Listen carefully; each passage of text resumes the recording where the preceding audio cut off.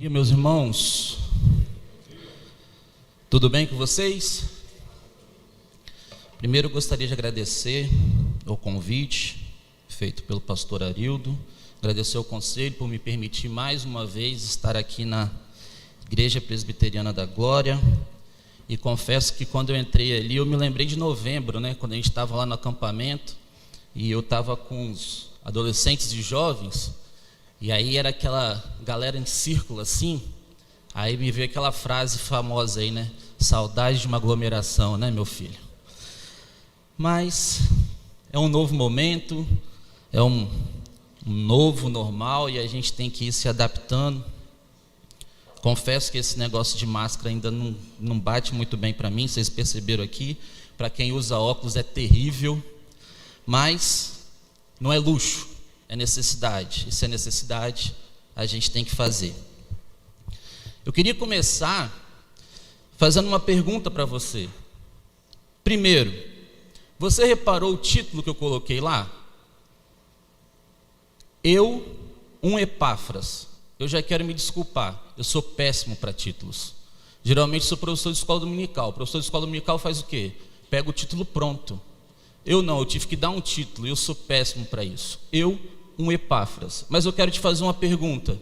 Você conhece um Epáfras? Pensa aí. Ninguém se manifestou. Você conhece Epáfras, personagem bíblico?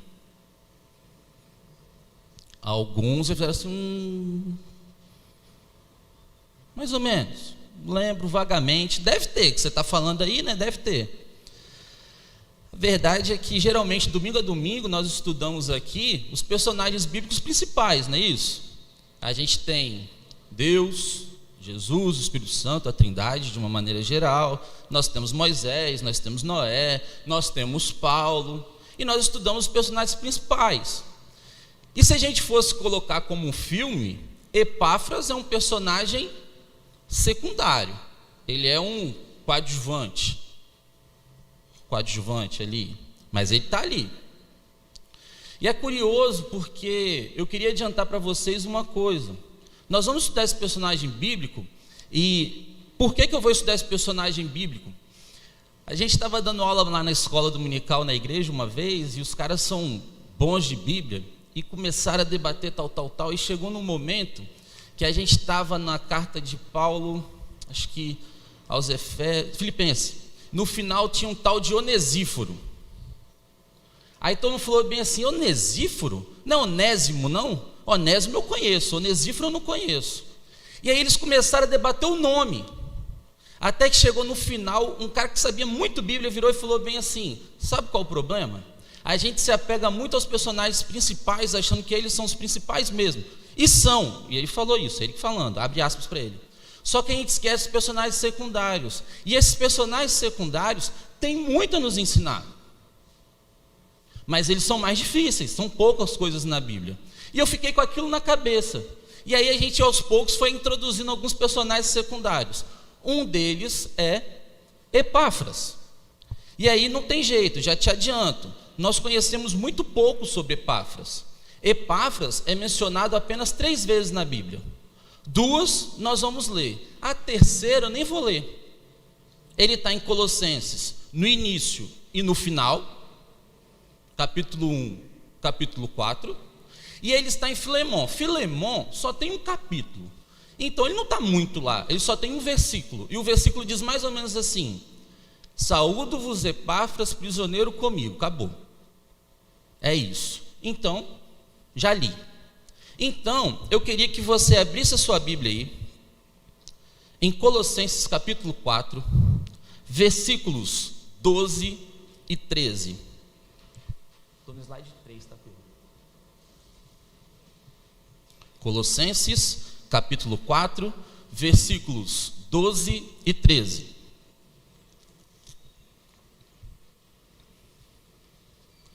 Você que está em casa, está acompanhando um pouquinho diferente, a tela, não se preocupe. Talvez dê tudo certo até o final, Pedro?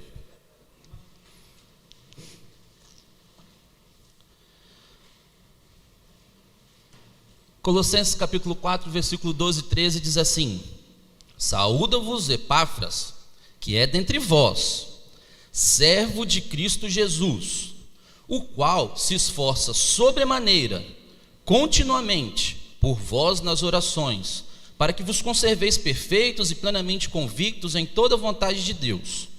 E dele dou testemunho de que muito se preocupa por vós, pelos de Laodiceia e pelos de Hierápolis. Esse é o nosso texto base. Mas se eu fosse usar só o texto base, eu ia ter um probleminha aqui. Qual é o probleminha? Que às vezes acontece. Texto fora do contexto é pretexto para a gente falar algumas coisinhas que a gente acha com subterfúgio na Bíblia.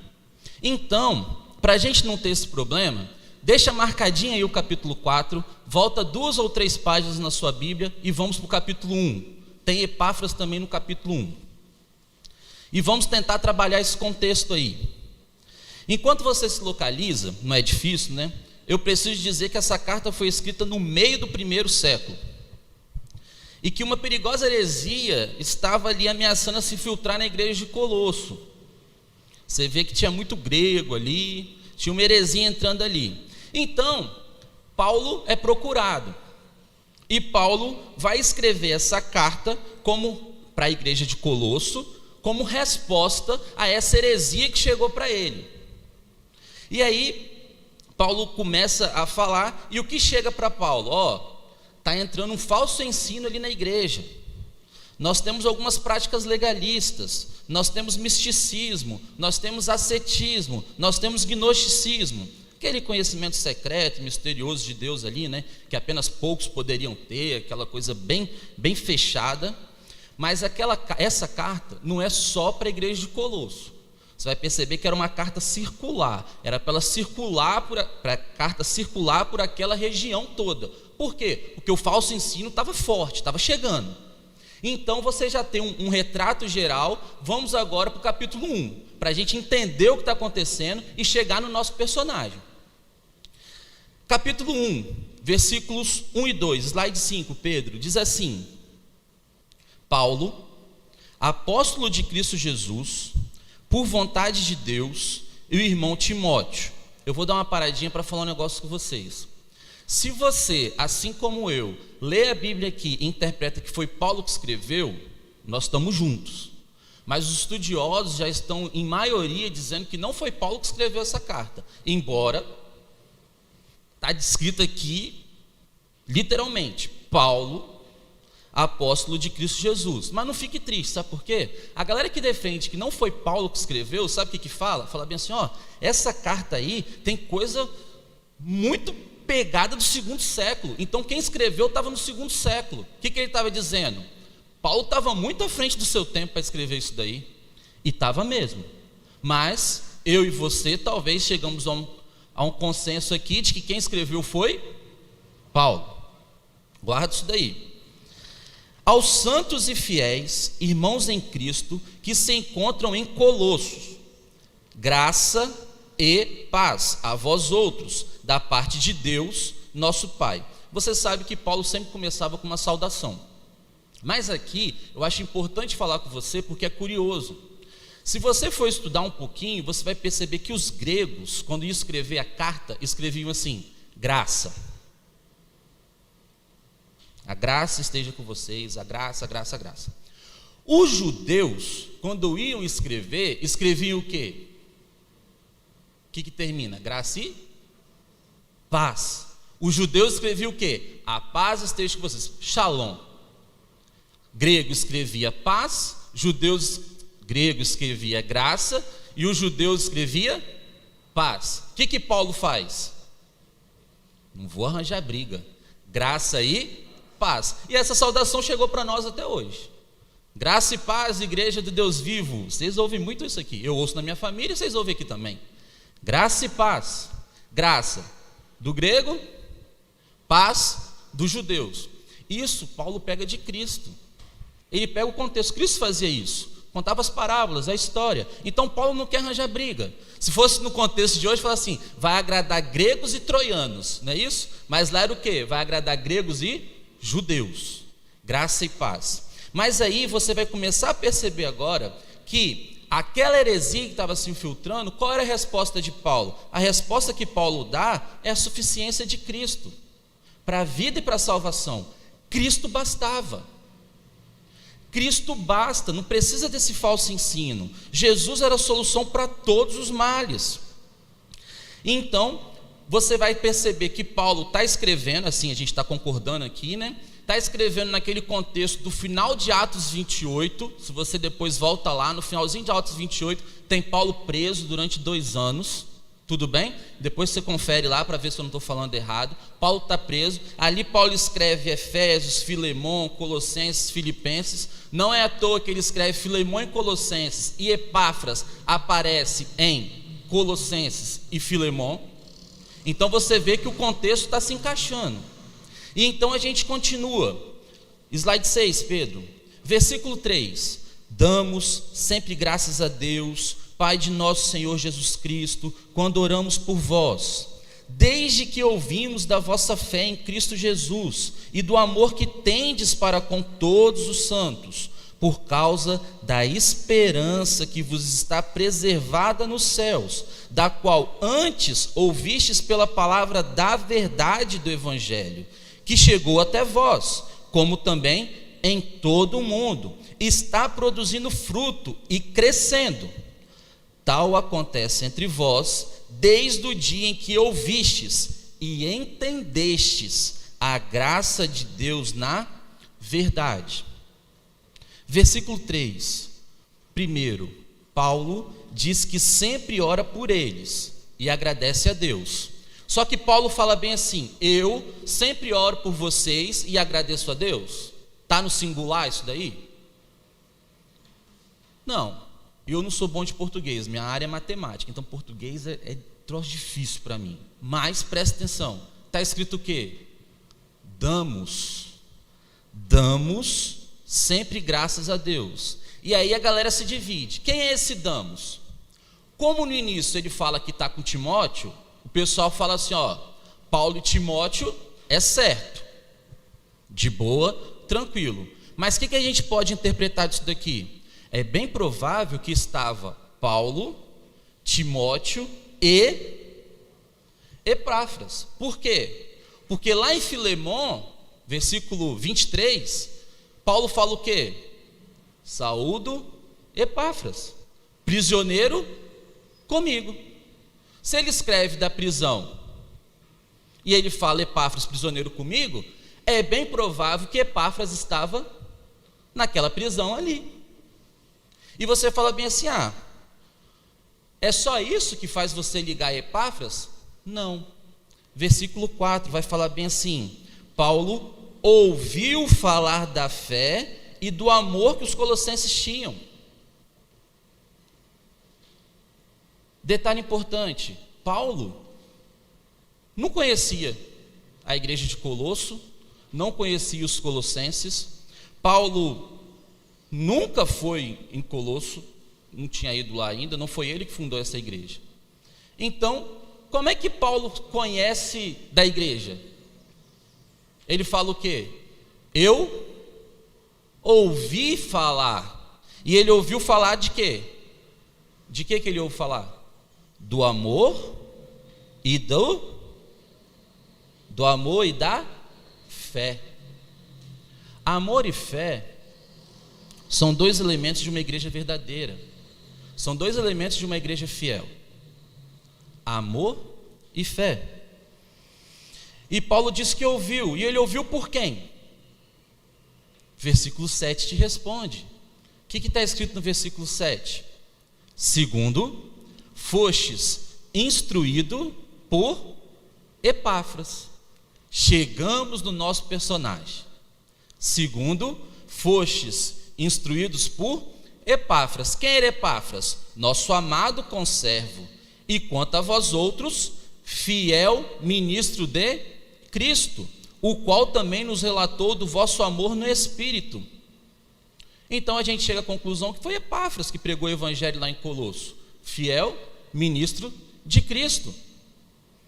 E Epáfras que prega o evangelho em Colosso, Epáfras que funda aquela igreja, que é o primeiro missionário ali, por assim dizer, vai até Roma. Atos 28, lembra disso? Paulo está preso, vai até Roma e vai falar para Paulo, vem trazer as notícias, fala bem assim: Paulo,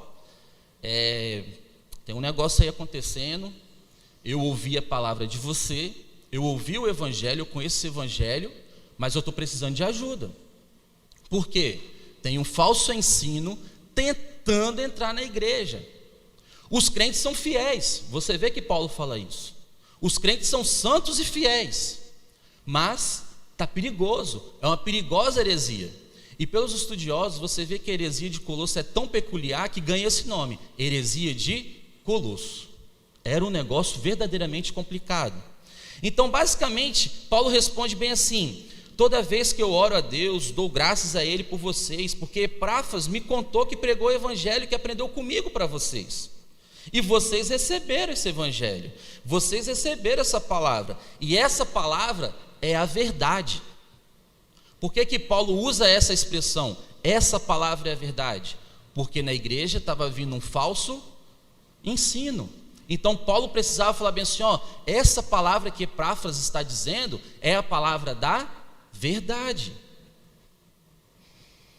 E você vai perceber que ele fala assim: diferente dessa mentira, nós estamos lidando com a verdade. A partir daí você vê que tem um corte, e Paulo vai orar. E aí você vai ver a oração de Paulo agora, versículo 9, slide 8. Por esta razão, também nós, desde o dia em que o ouvimos, não cessamos de orar por vós. Para um pouquinho, repare que tem aí, em que o ouvimos. Não cessamos de orar por vós, Colossenses, e de pedir que transbordei de pleno conhecimento da sua vontade, em toda sabedoria e entendimento espiritual, a fim de viverdes de modo digno do evangelho, digno do Senhor, para o seu inteiro agrado, frutificando em toda boa obra e crescendo no pleno conhecimento de Deus, sendo fortalecidos com todo o poder, segundo a força da sua glória, e em toda perseverança e longanimidade, com alegria, dando graças ao Pai, que vos fez idôneos à parte que vos cabe da herança dos santos da luz. Essa era a oração de Paulo. Muito bom, conhecemos então agora todo o contexto. Vamos para a introdução de hoje, para a gente voltar ao nosso personagem. Epáfras, ele não era judeu, ele era gentil. A gente percebe isso pelo texto, que está lá no capítulo 4. Pode folhear para o capítulo 4 novamente. Você vai perceber que Paulo, lá no capítulo 4, no versículo 10 e 11, cita Aristarco, Marcos e Jesus. 3 judeus. Esse Jesus você sabe, né? Outro Jesus, por favor. Depois ele menciona os gentios, Epáfras, Lucas e Demas. Isso é tranquilo de saber porque ele era cidadão de Colosso. Você vê no versículo 12, ele era cidadão de Colosso. Colosso era uma cidade comercial de pouquíssima importância. Se você for fazer uma ordem de importância das cidades que Paulo manda a carta, provavelmente Colosso era que tinha menos importância. E aí alguns vão falar bem assim, gente, por favor, alguns vão falar bem assim, tinha tão pouca importância que Paulo nem lá foi, mandou a carta. Mas na verdade Paulo estava preso, né? Então cuidado. Ele era cidadão de Colosso, ele foi prisioneiro com Paulo. Você vai ver esse Filemon, Epáfras foi prisioneiro. Ele foi o primeiro missionário e pastor entre os colossenses. Você viu isso quando a gente leu o contexto. Ele fundou as igrejas de Laodiceia e Herápolis, está no capítulo 4 aí. Por isso que ele fala, vou saudar aí, vou falar das igrejas de Colosso, de Laodiceia e de Herápolis. Laodiceia era a capital distrital, ficava a 16 quilômetros a oeste, né, Pedro? Leste, oeste. E, é porque geografia também é difícil, né, gente? Não é fácil, não. Mas a praia está aqui, né? Então, leste, oeste, norte, sul. Não, norte, sul. Isso. Você vê que está difícil o negócio. Laodiceia ficava a 16 quilômetros a oeste de Colosso, e você tem Herápolis. E Herápolis já era mais famosinha. Por quê? Porque tinha as famosas fontes terapêuticas. E aí ficava a 20 quilômetros. Por que eu estou falando de distância para vocês? Volta lá no século I. Voltou? Porque se você fala bem assim, Pedro, vamos ali na igreja de Vitória, vamos botar Vitória ali, que está a 16 quilômetros. Pedro vai falar bem assim, de boa, a gente pega o carro aqui, atravessa a terceira ponte, chegou. Não é isso? Ou se nós falarmos bem assim, Pedro, hoje está bravo, a gente tem que ir numa igreja mais longe, 20 quilômetros. Pedro, quem vai 16, se não tiver trânsito, vai mais 4, né? Pega o carro, chega lá. Vamos voltar para o século I? Ele fundou as 3 igrejas, Colosso, Hierápolis e Laodiceia. E ele fundou isso aí como? Ou ele vai marchando, se tivesse grana, ia de jumentinho, cavalinho. Porque carro, meu amigo, André, tinha bicicleta, está na moda hoje, né? Mobilidade urbana. Ia de bicicleta. Não ia, não. Então, por isso que eu gosto de colocar as distâncias, porque se você se coloca na situação, você vai falar bem assim, ih, rapaz, deu ruim mesmo, hein? Deu ruim, porque 16 quilômetros, imagina se ele fosse escalado para pregar de manhã em Colossos, de tarde em Laodiceia e à noite em Hierápolis. Ia andar muito, né? O negócio dava para emagrecer, mas ia andar muito. Então, assim, as igrejas não eram longes, mas para a época era complicadinho. E ele funda. A distância não foi problema para ele. E a gente viu que, através de Epáfras, né, a gente viu que Paulo toma conhecimento do amor espiritual da sua igreja ali de Colosso, mas a condição perigosa que ela estava vivendo, e isso que motiva Paulo a escrever a carta. Mas preste atenção, meus irmãos, não é por causa desse histórico, desse contexto, que eu estou trazendo esse personagem para você. Não é. O contexto é legal, é interessante, é bonito, mas não é por isso. É por que então?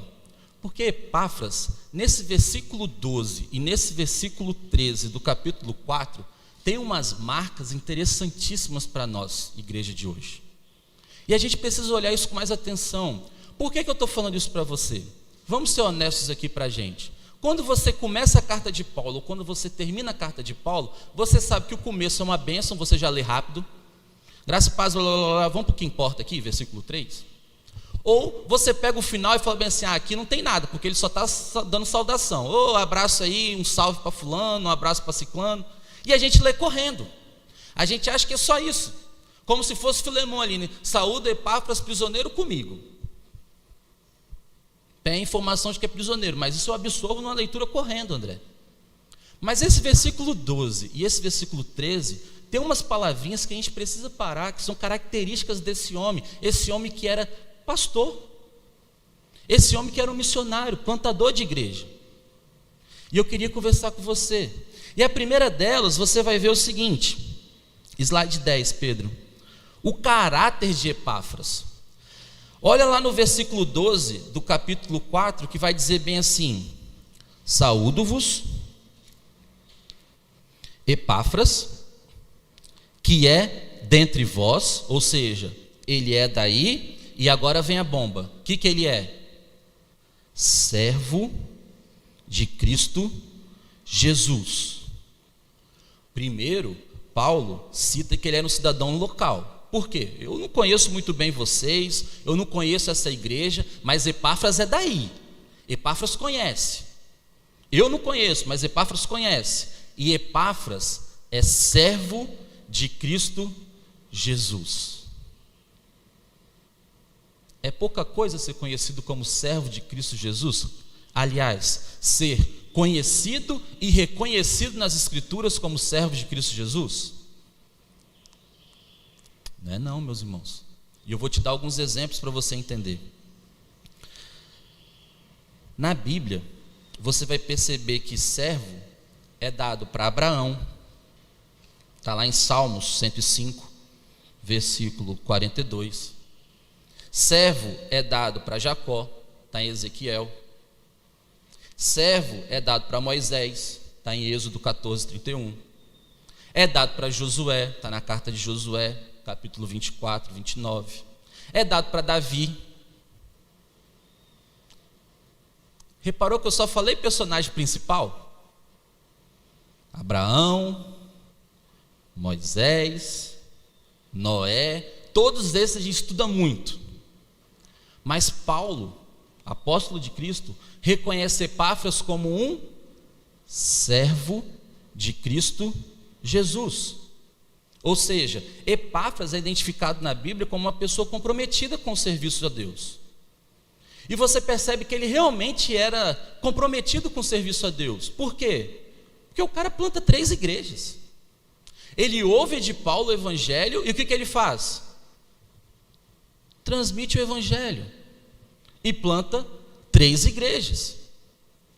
Não é pouca coisa, porque se você pegar algumas igrejas, as igrejas não tem nem congregação, mas hoje está difícil mesmo plantar igrejas.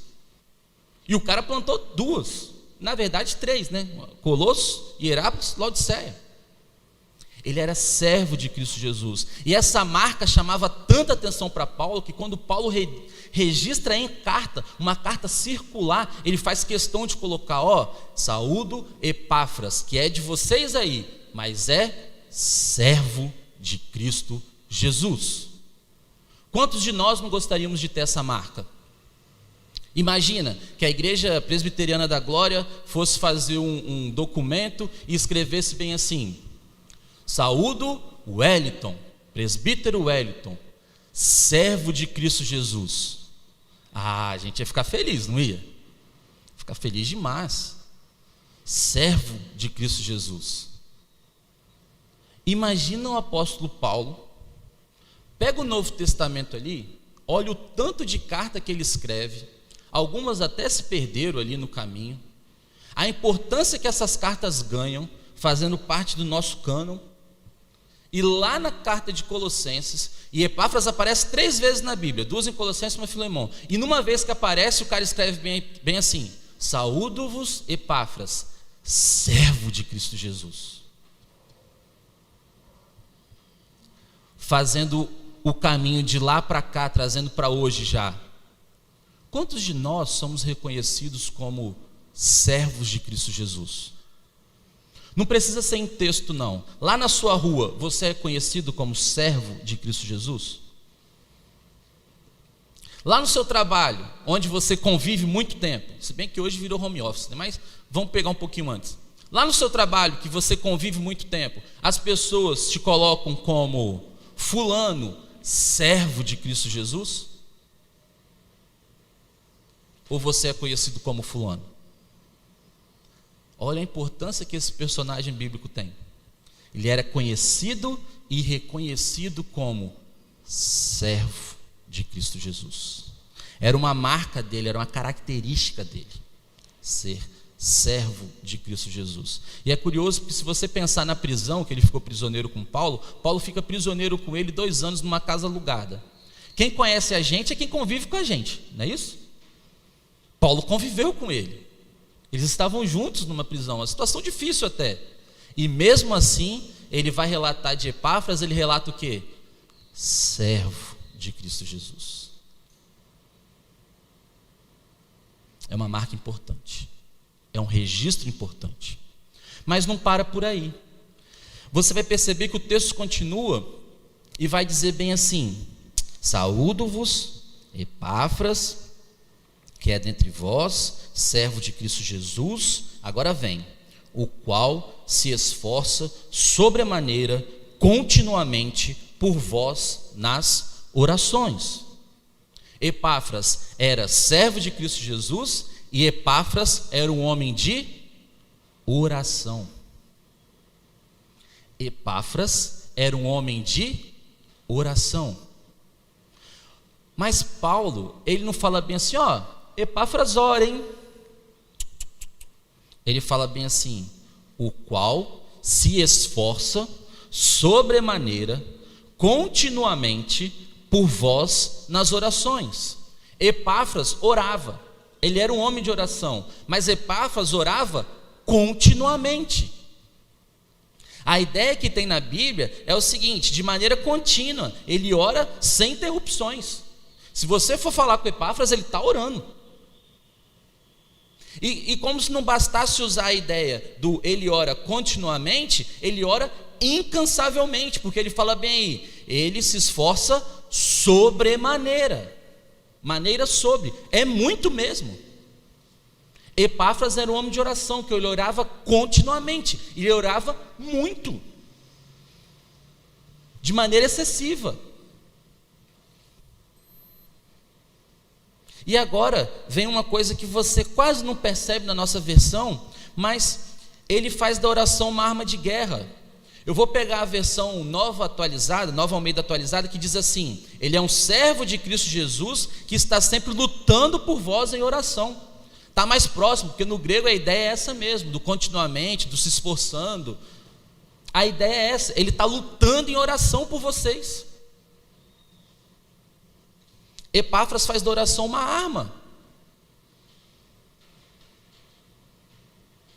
Servo de Cristo Jesus, homem de oração, que orava continuamente, incansavelmente, se esforçando, ou seja, lutando.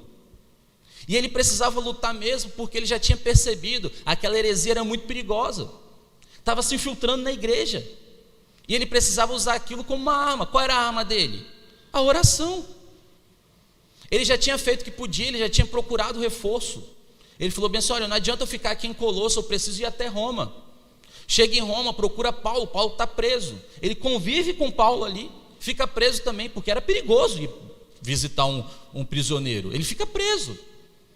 E aí ele faz o quê? Olha, terrenamente o que eu podia fazer, eu já fiz. Agora eu tenho que fazer o quê? Buscar apoio. E ele ora. E aí você vai perceber que é curioso, mas Paulo orou também pelos colossenses, e a oração de Paulo é muito forte, que vai falar: para que viveis de modo digno do evangelho, sejam fortalecidos. Você viu lá no capítulo 1. E Epáfras faz o que agora? Começa a orar. E aí você vai ver que a oração dele era contínua, era incansável, era uma arma de guerra, e ele orava para o máximo que ele podia. Ele orava por Colosso, ele orava por Laodiceia, e ele orava por Hierápolis. Por quê? Porque o texto diz assim: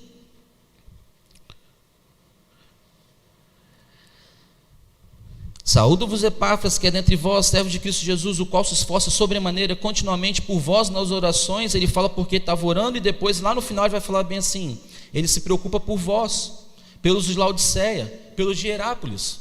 Versículo 13. A oração tinha um alcance enorme, e ele estava preso.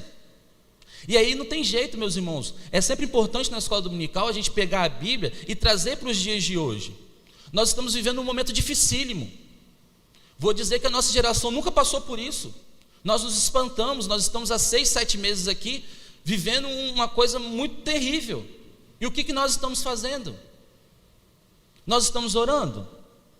Estamos mesmo? Nós dizemos que oramos, mas nós estamos orando mesmo? A oração tem sido a nossa arma? Nós temos buscado refúgio e auxílio no Senhor?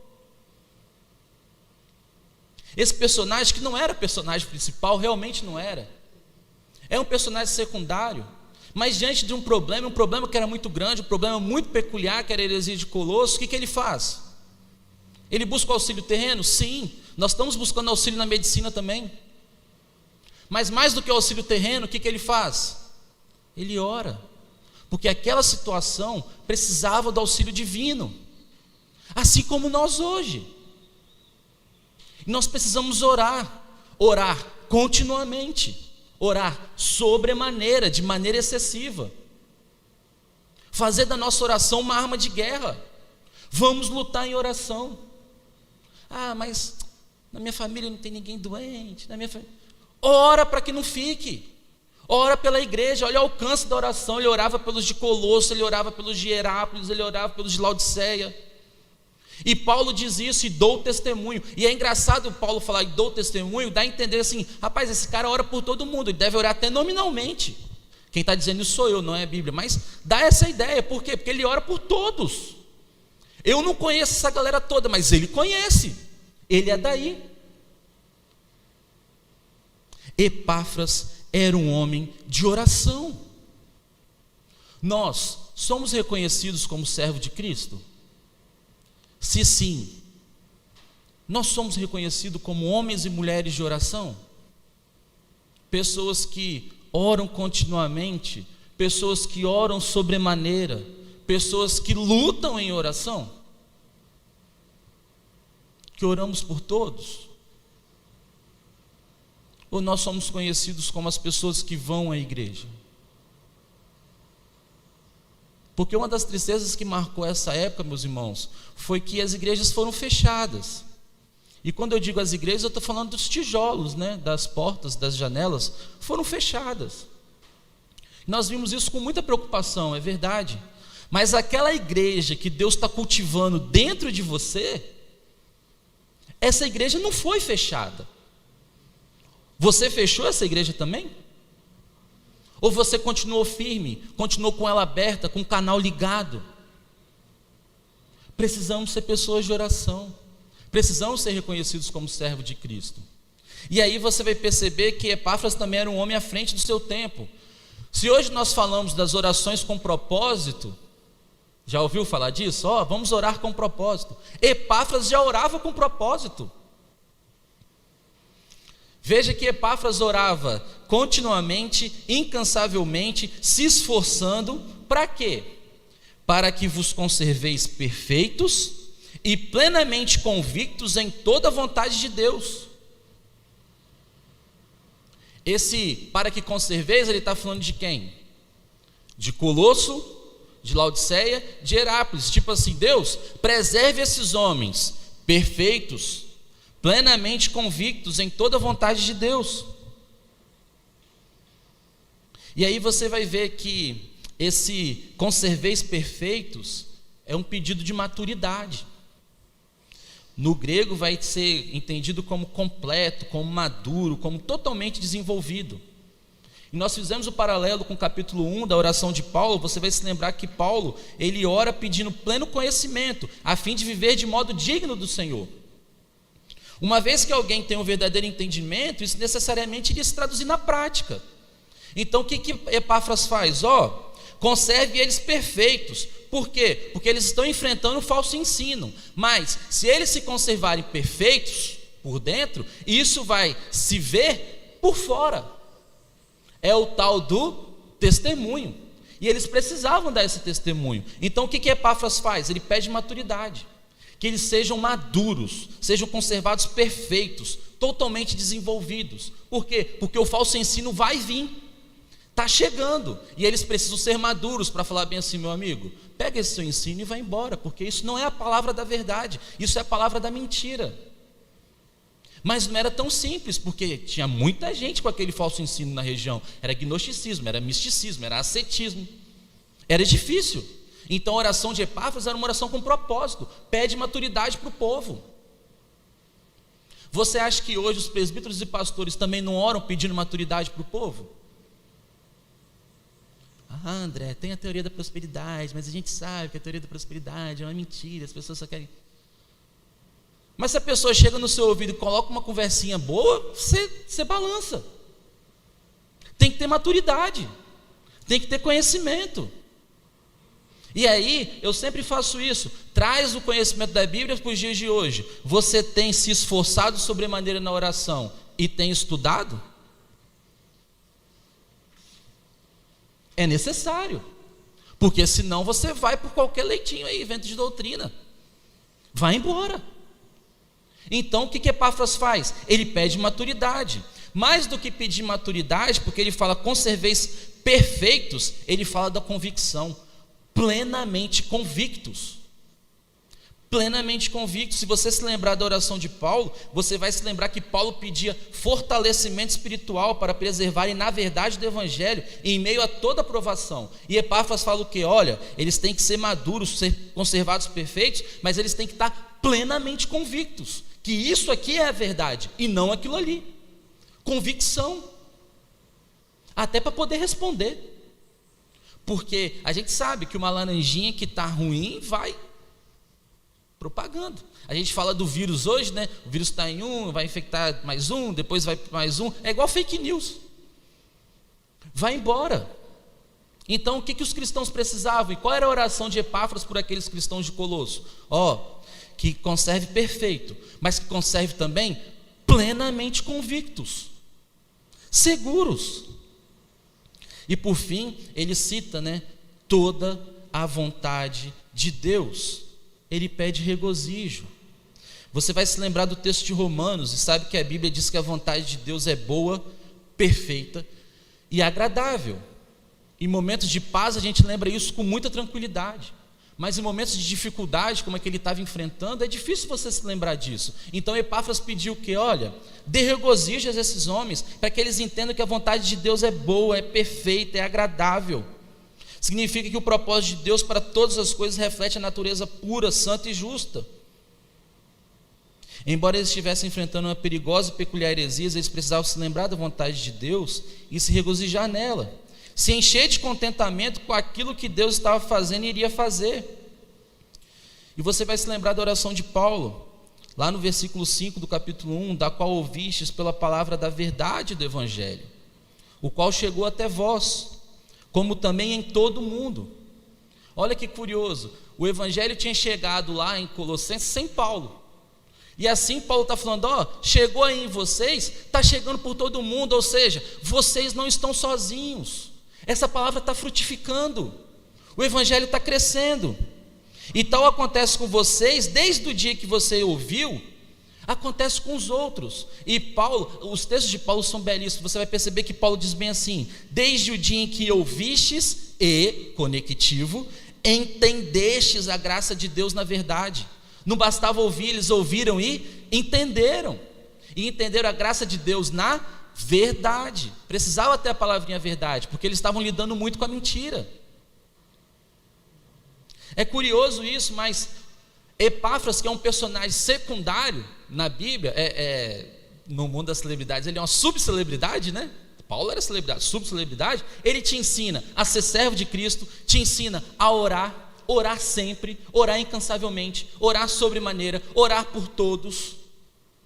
E ele vai te ensinar que você precisa ser preocupado com os irmãos e com a igreja. Às vezes nós oramos muito por nós mesmos, né? Mas Epáfras era um homem que se preocupava com os irmãos e com a igreja. Veja o versículo 13. Olha o testemunho do apóstolo. E deles dou testemunho de que muito se preocupa por vós. Muito se preocupa por vós, ou seja, pelos de Colossenses, que é o da carta, mas se preocupa também por quem? Pelos de Laodiceia, e se preocupa também por quem? Pelos de Herápolis. Na Nova Almeida atualizada vai dizer assim, posso testemunhar a respeito de Epáfras, de que muito se empenha por vocês, pelos de Laodiceia, pelos de Epáfras. Epáfras era um homem de oração, Epáfras era um homem que tinha um relacionamento vertical, estava orando, mas também tinha um relacionamento horizontal, se preocupava com os irmãos, a ponto do apóstolo testemunhar, e destacar essa preocupação que ele tinha. O apóstolo fala bem assim, rapaz, esse homem, ele ora muito, e ele ora por vocês, da mesma forma que ele está fazendo, eu também, porque lá no texto fala assim, damos graças a Deus, eu oro, mas esse cara ora muito por vocês, ele é daí, e ora muito por vocês. Epáfras era um homem que se preocupava com os irmãos da igreja. E qual é a mensagem que nós temos para hoje? Você é comprometido com o serviço do reino, assim como Epáfras?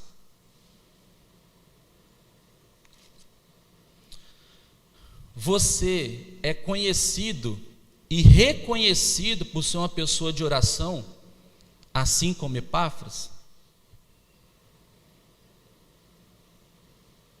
Você ora com propósito no coração, assim como Epáfras?